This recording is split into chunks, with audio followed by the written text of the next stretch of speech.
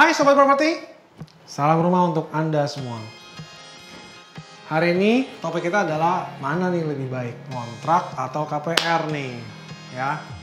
Nah, sebelum lebih lanjut, saya ingin memperkenalkan diri saya. Nama saya Erik Hermanto. Saat ini saya berprofesi sebagai investor properti dan saya adalah salah satu dosen di Sekolah Properti Terkemuka di Indonesia dan mentor untuk beberapa teman-teman properti juga.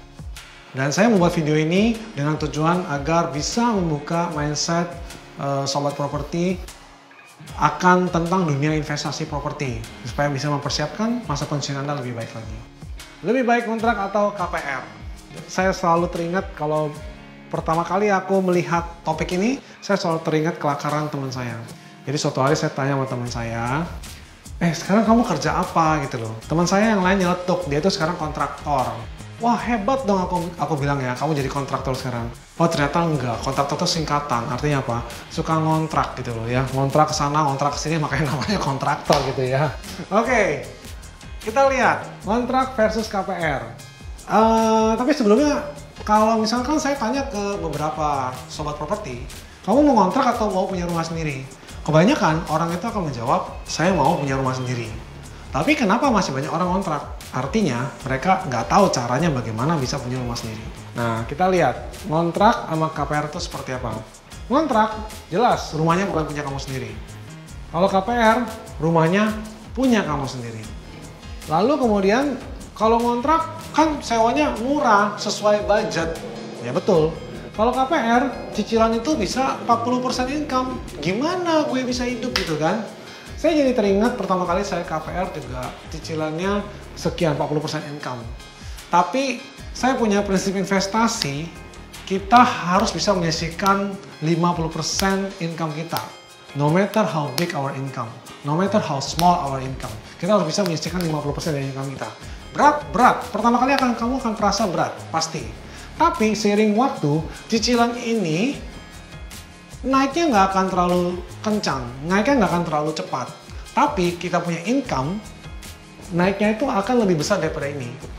Sekarang berat, tapi the next 10 years kamu akan berasa ini jadi kecil. Nah, ini adalah keunggulan daripada KPR. Kamu udah punya rumahnya dan kamu bisa tinggal, dan itu milik kamu sendiri.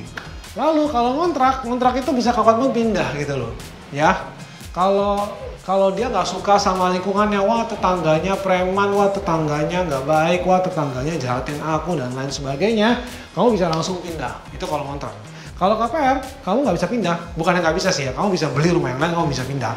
Tapi maksudnya kalau kamu KPR, sebelum kamu beli itu rumah, kamu harus pastikan dulu lingkungannya bagus gak, banjir gak, enak gak, aksesnya enak dilalui atau tidak, gampang nggak.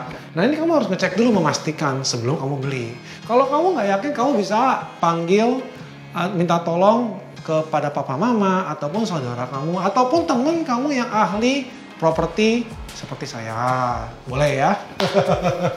Yang terakhir, kalau kamu ngontrak, kamu nggak akan mikir untuk ngerawat. Kamu ngontrak, kamu cuma mikir untuk tinggal doang. Artinya apa? Rumahnya nggak bakal dirawat baik-baik.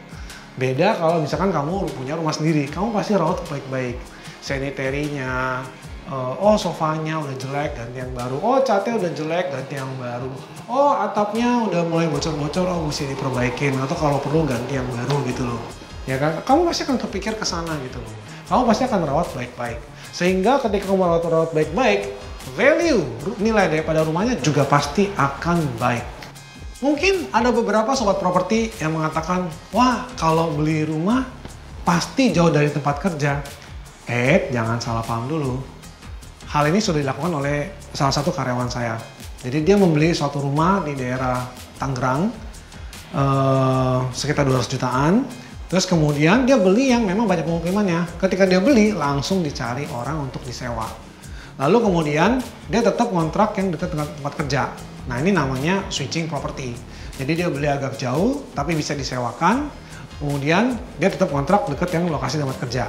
Nah kita sebagai investor properti, kita harus kreatif.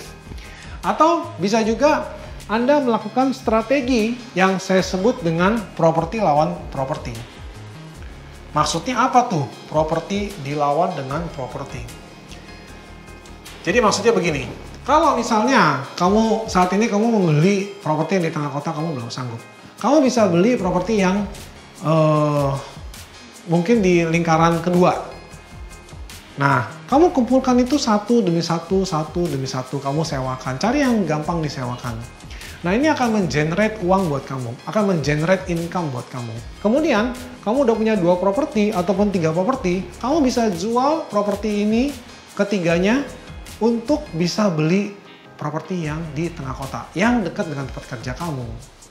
Nah, itu adalah yang disebut dengan properti lawan properti. Lalu, ada beberapa sobat properti juga mengatakan bahwa, wah KPR itu sulit, dokumennya banyak, ribet gitu loh.